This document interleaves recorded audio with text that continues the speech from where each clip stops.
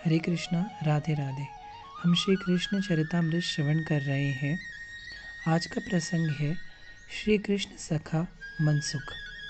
यमुना के किनारे जो विशाल अनुष्ठान चल रहा था, ऋषि शांडिल्य के सानिध्य में नंद राय को पुत्र प्राप्ति हो, इसी कामना से ये आयोजित था। पर वहाँ एक आश्चर्यजनक घटना घट गई। सब चकित होकर पूर्व दिशा की ओर देखने लगे थे। श्वेत केश, श्वेत वस्त्रों में वो अत्यंत तेजस्विनी थी। हे तात विदुर जी, उन माता को देखते ही स्वयं महर्षि शांडिल्य ने भी प्रणाम किया था।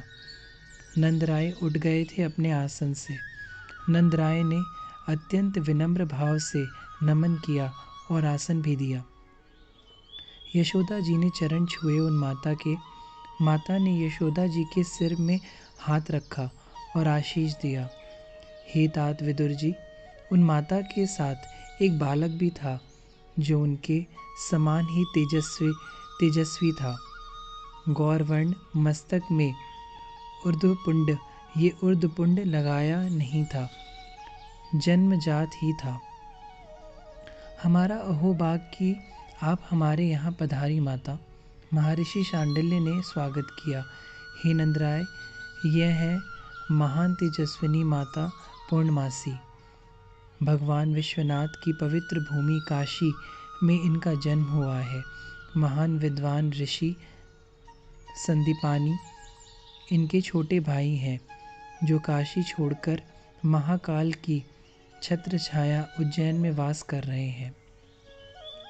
ऋषि शांडिल्य ने संक्षिप्त सा परिचय दिया माता पूर्णमासी का। सिर झुकाकर नंद राय ने कहा, हम गोप कुमारों का यह सौभाग्य है कि आप यहाँ पदार्पण हुआ। यह आपका बालक बहुत सुंदर है।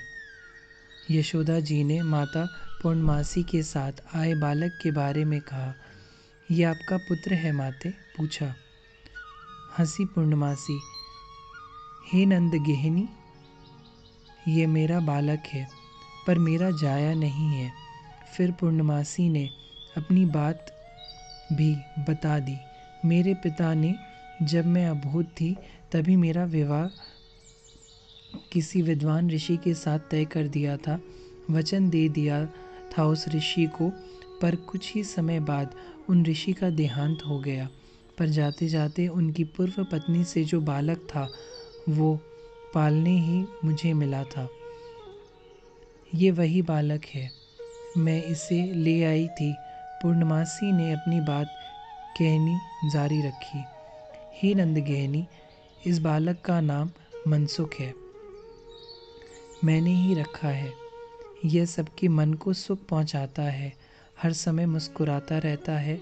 वेद का कभी अध्ययन नहीं किया इसने, किंतु संपूर्ण वेद इसे कंठस्थ है। विद्या अध्ययन में इसका कभी मन नहीं लगा, पर काशी के विद्वानों को ये जब देखो तब हरा देता है। मैं चकित थी। एक दिन ये मुझसे कहने लगा, मेरा सखा आ रहा है, मेरे सखा के पास मुझे ले चलो। मैंने पहले तो इसकी बातों में विश्वास ही नहीं किया, पर यह सपने में भी देखने लगा था। ये बार बार सपने में कहता, कन्हैया मैं आ रहा हूँ, मैं आ रहा हूँ, मैं कुछ ही दिनों में तेरे पास पहुँच रहा हूँ। हे ब्रजेश्वरी, मैं यह सब देखकर चौंक जाती थी। यह मुझे शुरू से ही कुछ विचित्र सा तो लगता था, क्योंकि काशी में त्रिपुंड सब धारण करते हैं, पर यह ऊर्ध्वपुंड जन्मजात ही इसके मस्तक में विराजमान था।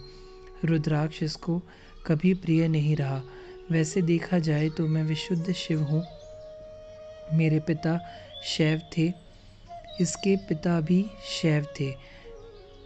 मेरे भाई संदीपानी भी शुद्र रूप से शैव ही हैं, किंतु ये तुलसी की माला इससे प्रिय लगे।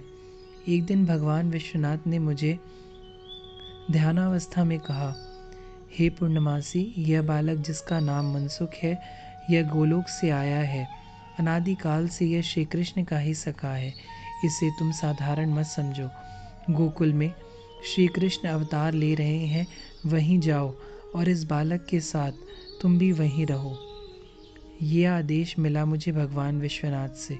बस उसी समय से मनसुख जिद पकड़ने लगा कि मेरा सखा प्रकट होने वाला है गोकुल में, मुझे जाने दो।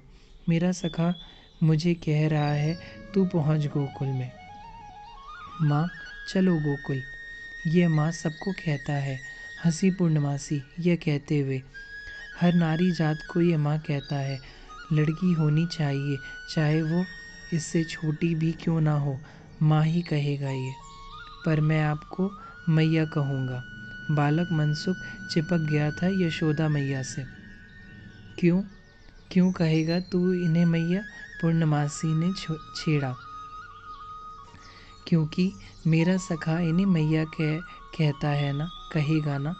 बस मैं ले आई हूँ उसे यहाँ पर। पूर्णमासी ने कहा यशोदा जी से। आपके लिए अतिथि गृह में व्यवस्था कर देती हूँ।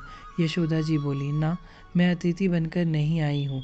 मैं तो अब अपने पुत्र के साथ यहीं रहूँगी। जीवन पर्यंत मैं ब्रजवास करने आई हूँ। हमारे अहोभाग्य। साष्टांग लेट गए थे नंदराय जी माता पूर्णमासी के चरणों में। एक झोपड़ी हमारे लिए बनवा दो, मैं मात्र गौ दुग्ध पीऊँगी। पर मेरा ये पुत्र मनसुख, मैया भूख लगी है। मनसुख ने तुरंत कह दिया यशोदा जी से। इसको भूख बहुत लगती है। इसलिए नंदराय आनंदित हो उठे मनसुख को देखकर। यह हमारे साथ ही रहेगा। जब कन्हैया आएगा तब भी रहूँगा। मनसुख ने पहले से ही कह दिया। चलो नंदराय जी, अब तो पक्का हो गया कि आपकी संतान होगी ही, और कोई दिव्य चेतना अवतरित होने वाली है। ऋषि शांडिल्य ने प्रसन्न होकर कहा। दिव्य चेतना नहीं मैया, शांडिल्य, पूर्ण ब्रह्म ही अवतरित हो रहे हैं। पूर्णमासी ने नेत्रों को बंद कर गदगद कंठ से यह बात कही। अब तो प्रकृति झूम उठी थी। गोकुल में क्यों संपूर्ण ब्रजमंडल आनंद की धारा में बह रहा था। अकारण सबको प्रसन्नता होने लगी थी। अकारण सब आनंदित हो उठे थे। जब देखा तब मोर नृत्य करते थे। पक्षियों का करलव कभी भी शुरू हो जाता। हे विदुर जी, योगियों के हृदय में जब ब्रह्म साक्षात्कार की स्थिति होती है, तब जैसे योगी का हृदय हो जाता है, वैसा ही आज बाहर प्रकृति का हो रहा है। दिव्य अद्भुत। मौन हो गए थे उद्धव यह कहते हुए। हरे कृष्णा, राधे राधे।